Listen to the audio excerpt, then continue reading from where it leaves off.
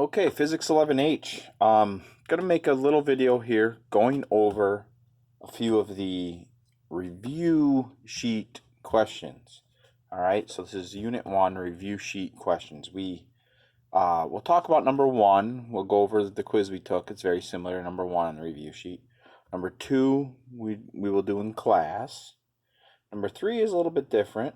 It's position versus time graph. So why don't we take a look at number 3, okay? I'll make a rough sketch of the graph, but please refer to the solutions and to the handout itself for worksheet, the review sheet solutions. Please refer to that. All right, so we got a position versus time graph. It's a little bit different. So again, position versus time graph is showing us the location of an object as a function of time. And again, I'm going to draw it fairly coarsely.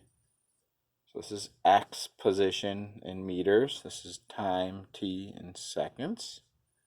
And the weird thing here is the time starts at 30. So these review sheets, they're extra problems. They're problems you haven't seen before, right?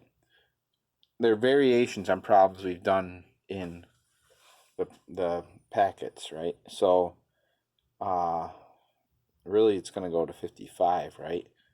They're tricky on this one.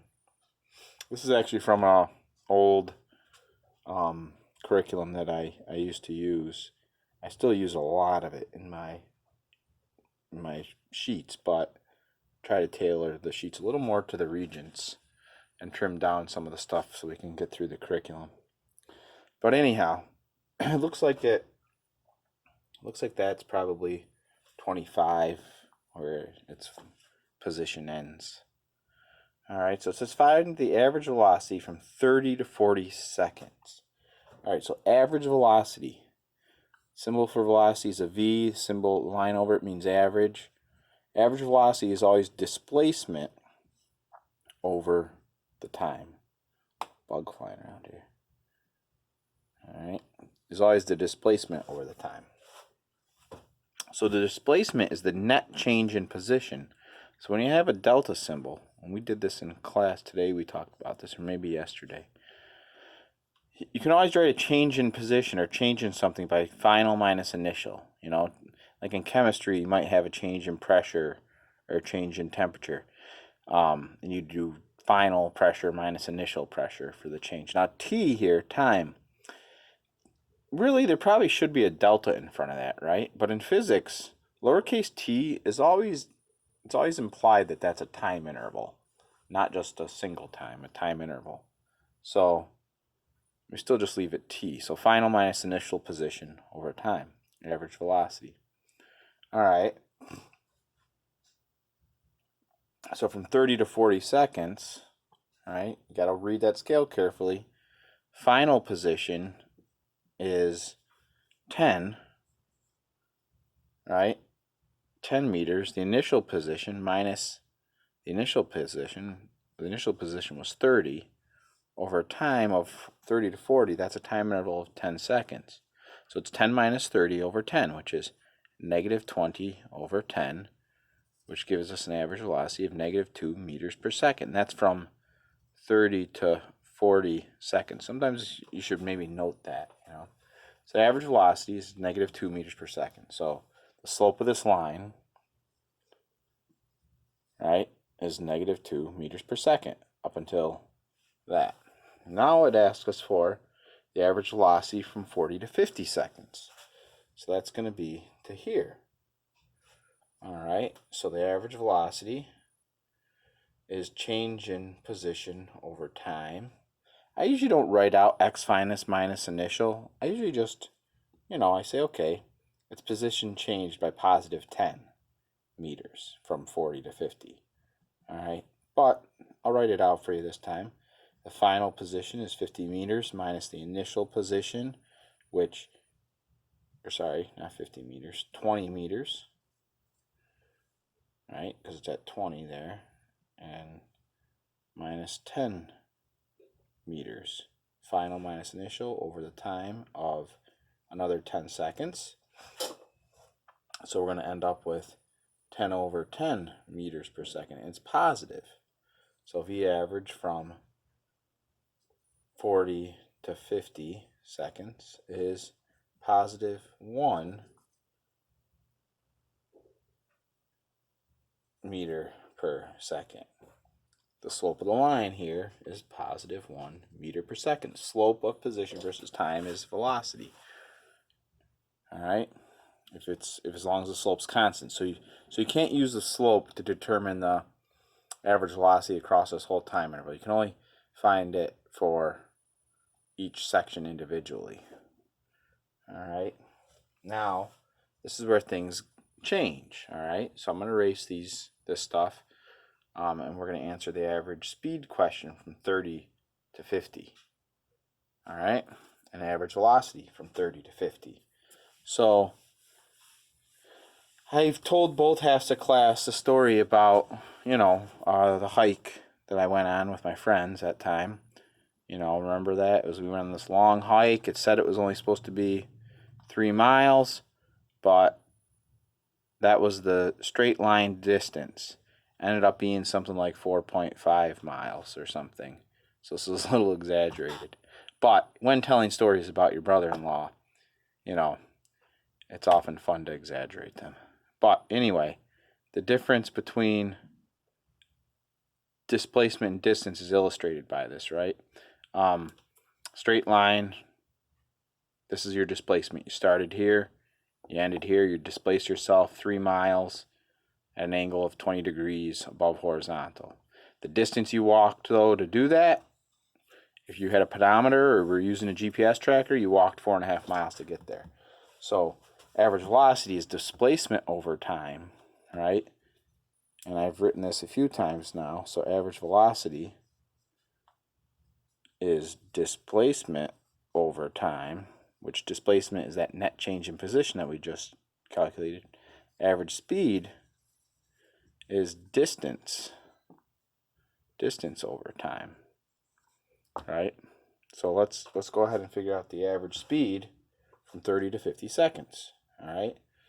And unfortunately, we don't have a different variable for speed. We use a v, and it's kind of annoying, but you need to know the difference. Most of the time, we're not doing average speed. We don't have to worry about this changing of direction that happens here. We're just looking for the magnitude of the slope of the line, and that would be the speed.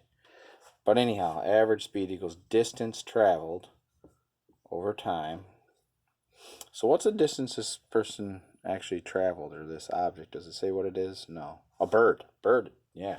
Starts at 30 and goes to 10. So that was 20 meters it walked, right? It was out here. If I draw a motion map, right, 10, 20, 30. It was out here hanging out at 30 and went 2 meters per second, ended up at 10, right?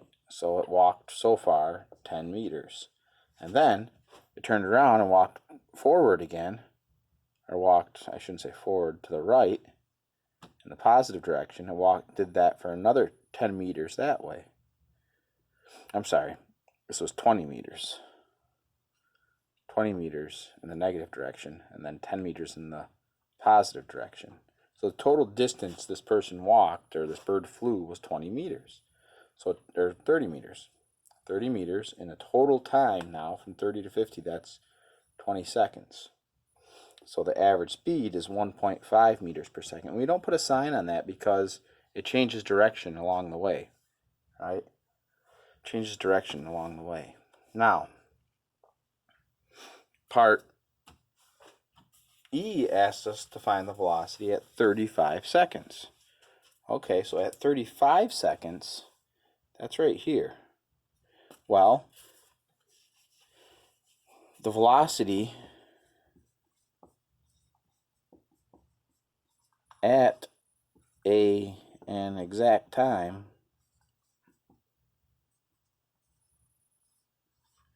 is the slope of the line at that time.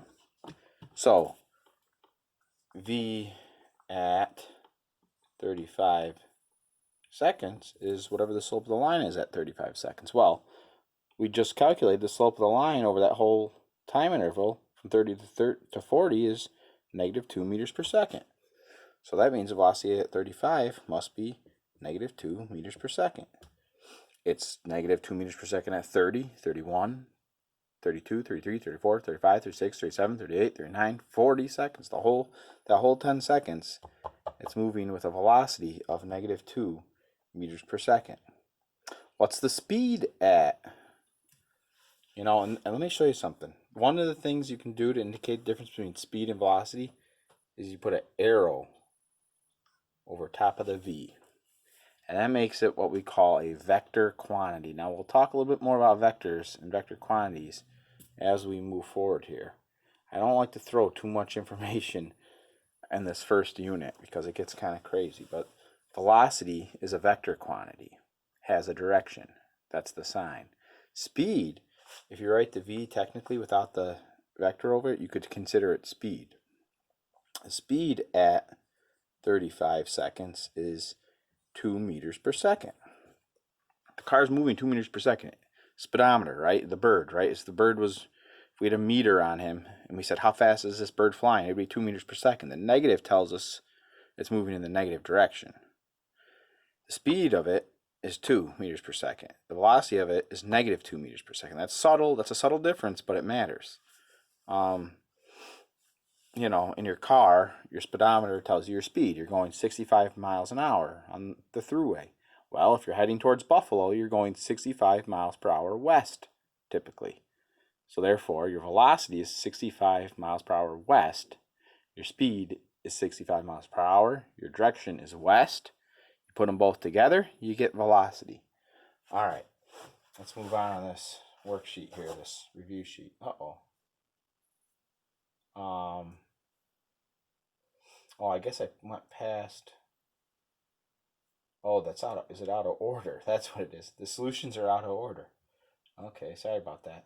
Don't worry about number 5. Number 5 is kind of a word problem that it's a little bit strange. It's just so now what we do, if we know average velocity is equal to displacement over time, we can rearrange that equation, right? We can multiply both sides by time.